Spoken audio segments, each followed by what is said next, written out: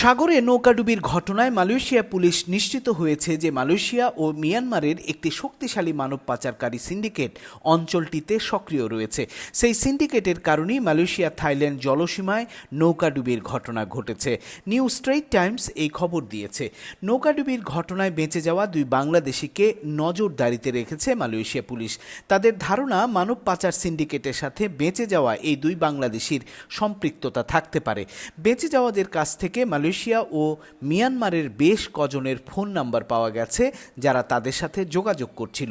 পুলিশের সন্দেহ এরা মালয়েশিয়ার মানব পাচারের মূল হোতা হবার সম্ভাবনা রয়েছে। ডুবে যাওয়া নৌকাটিতে ৭০ জন অভিবাসী ছিল বলে নতুন তথ্য জানিয়েছে পুলিশ।